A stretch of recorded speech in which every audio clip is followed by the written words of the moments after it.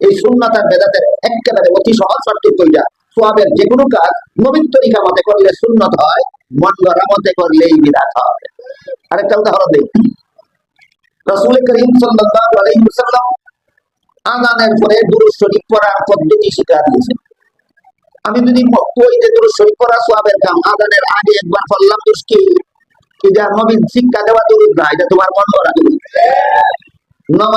নামাজের শেষে দুরূদ পড়লে এটা এই দুরূদ হবে সুন্নাত, নামাজের শুরুতে দুরূদ পড়লে সেটা হবে বেদাত, আযান শেষ করে দুরূদ পড়লে এটা হবে সুন্নাত, আযান শুরু করার আগে দুরূদ পড়লে সেটা হবে বেদাত।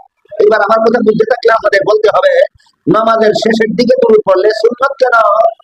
নবীর তরিকায় আছে। আযানের শুরুতে দুরূদ পড়লে বেদাত কেন? নবীর তরিকায় নাই। আযান শেষ করে দুরূদ পড়লে সুন্নাত কেন? নবীর তরিকায় আছে। আযান শুরু করার আগে দুরূদ পড়লে বেদাত কেন? এবার বলেন আপনারা সুন্নাত আর বেদাতের পার্থক্যটা বুঝলেন কিনা?